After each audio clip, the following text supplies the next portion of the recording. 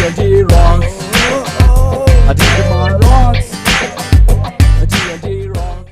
ചിഞ്ചു, ഇന്ന് ബിസിനസ് വളരെ മോശമാണല്ലോ. കട തുറന്നിട്ട് ഇതുവരെ ഒരു മിഠായി പോലും വിറ്റിട്ടില്ല. കട തുറന്നിട്ട് അരമണിക്കൂറല്ലേ ആയുള്ളൂ ടിൻഡു. ടിൻഡുന്നോ? എടോ, ഞാൻ ഈ കടയുടെ മുതലാളിയാ. അതുകൊണ്ട് ടിൻഡു മുതലാളി എന്ന് വേണം വിളിക്കാൻ. മനസ്സിലായോ? ശരി കട മുതലാളി, അല്ല ടിൻഡു മുതലാളി. ചിഞ്ചു, നിനക്ക് ബിസിനസിന്റെ ബാലപാഠങ്ങളൊന്നും അറിയില്ല. എല്ലാം ഞാൻ പഠിപ്പിച്ചു തരുന്നുണ്ട്. എന്നെ നല്ലോണം ബഹുമാനിച്ചു നിൽക്കണം, എന്നാലേ പറഞ്ഞു തരൂ. പിന്നെ അവന്റെ ഒരു ബിസിനസ് ആകെ 2-3 തരം മിഠായി ഉണ്ട്. പറച്ചിൽ കേട്ടാ തോന്നും അംബാനിയാണെന്ന്. 2 മിഠായി, താങ്ക്സ്.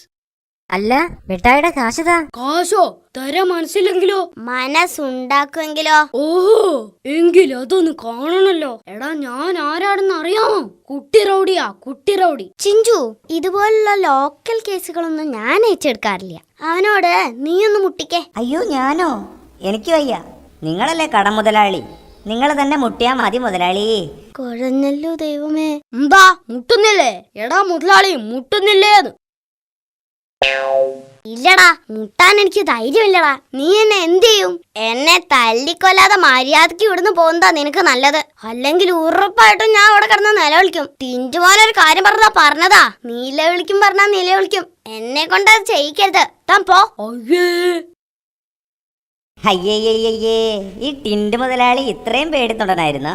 പേടിച്ചിട്ടല്ല, അതാണ് ബുദ്ധിപരമായ നീക്കം. ബിസിനസ്സിൽ ആദ്യം വേണ്ടത് ഇതുപോലുള്ള ബുദ്ധിപരമായ നീക്കങ്ങളാണ്. മനസ്സിലായ?